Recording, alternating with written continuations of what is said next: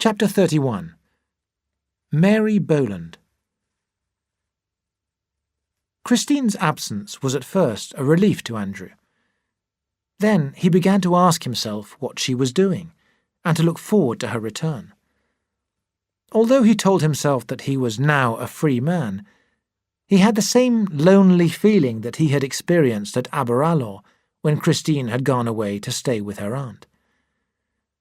He met Ivory, Freddie and Deedman 2 or 3 times. He also drove to the Chiltern Hills to see Stillman's new hospital. He and Stillman became good friends. But his friendship with Stillman did not take away his loneliness. In the end, Andrew telephoned Frances Lawrence and asked her, "Would you care to drive into the country and have dinner with me tomorrow evening?"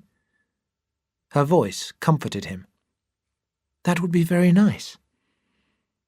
The next evening, they drove to a small country town where they had dinner at a hotel by the river. "We have known each other for quite a long time," Frances remarked, "but this is the first occasion that you have asked me to come out with you." "Are you sorry that you came?" She smiled. Does your husband know that we—" She looked up. "Don't you understand?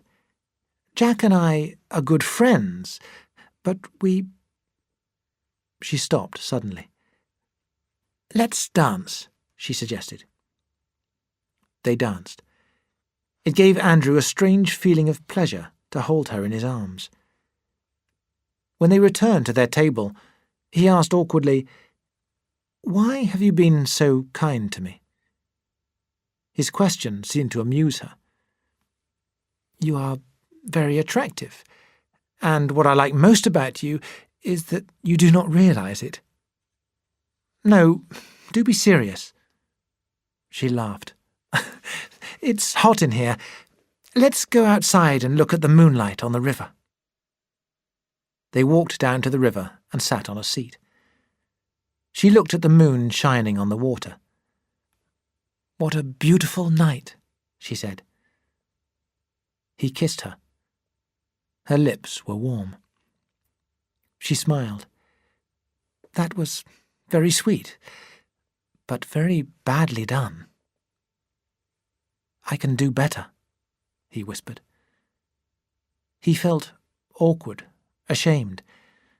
He wanted to take her into his arms, but then a shadowy picture of Christine's tired, sad face looked up at him from the water. It worried and annoyed him. He kissed Frances again. "You took a long time to do that," she said. "And now, Doctor, I think that we should go home." They drove back to London in silence. Andrew was not happy. He hated himself. He tried to dismiss Christine from his mind, but he could not do so.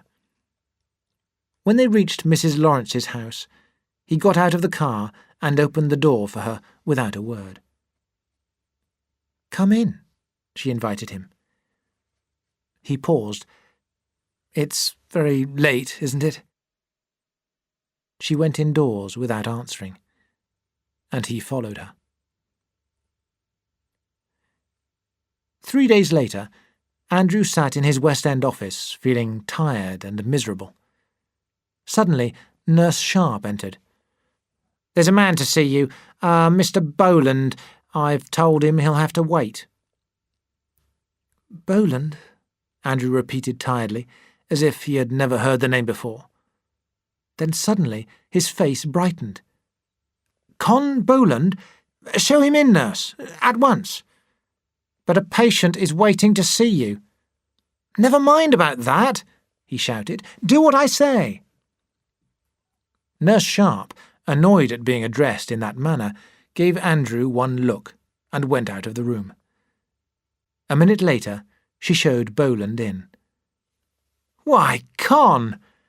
Andrew called out, jumping up from his chair. "Hello! Hello!" shouted Con, walking quickly forward to shake hands with Andrew. "Heavens, Munson, it's nice to see you again. You're looking well?"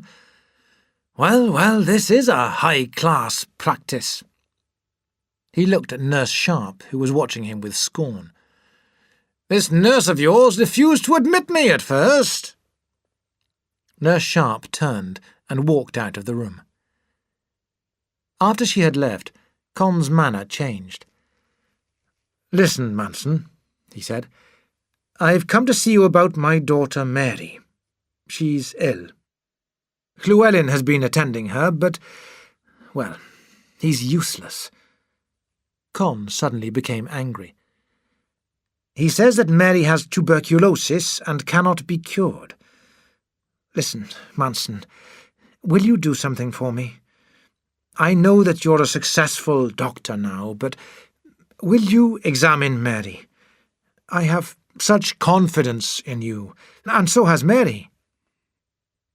Andrew was worried. "Mary, poor girl. I'll do everything that I can for her. Everything," he promised Con. At that moment, Nurse Sharp entered. "5 patients are waiting to see you now, Dr. Manson," she informed him. Andrew took no notice, but continued to talk to Con. He invited Boland to stay with him for a few days, and Boland accepted his invitation joyfully. Con's cheerful spirit helped him to forget his troubles with Christine. When she returned on Friday, Andrew took Con with him to the railway station to meet her. He was afraid to meet Christine by himself, after all that had happened, and he hoped that Con's presence might make things easier for both of them. "Hello, Chris," Andrew called out cheerfully as she got out of the train. "Look who's here! Con! He's staying with us, Chris. Did you enjoy yourself?" Christine was surprised at her warm welcome. She had feared that she might not be met at all. Sitting in the back seat of the car with Con, she talked excitedly. "Oh, I am glad to be home again," she said when they reached the house. She took a deep breath. "Have you missed me, Andrew?" "Missed you? I most certainly have." After a few minutes, Andrew, who still felt awkward, said that he must visit a patient and hurriedly left the house. "Thank heavens that's over," he said to himself as he got into his car. "I'm sure that she has no suspicions about Francis. That's all that matters at the moment." While he was out, Con had a long talk with Christine about Mary's health. Christine felt very anxious and advised Con to telephone Mary, telling her to come to London at once. When Mary arrived next day, her thin face and body gave Andrew a shock. He ordered her to bed and examined her chest. 15 minutes later, he returned to the living room looking very worried. "I'm afraid, Con, that Llewellyn was right. Mary has got tuberculosis," he told him. "But don't worry, the disease is in the early stage of development." "You mean that she can be cured?" "Yes, but she must go into hospital for special treatment. There is a doctor at the Victoria Hospital, Dr. Thorogood, who has made a special study of this disease. I will ask him to treat her, and if she comes into my hospital, I can watch her progress." "Manson, you're a true friend," said Con. On Saturday afternoon, Mary was admitted to the Victoria Hospital, and Con returned to Aberalour. "How nice to be together again, Chris," Andrew said, after he had left. He sounded sincere, but for some reason Christine did not believe that he really meant what he said. She went upstairs to her bedroom and cried to herself, "Oh, God, when and how will this end?"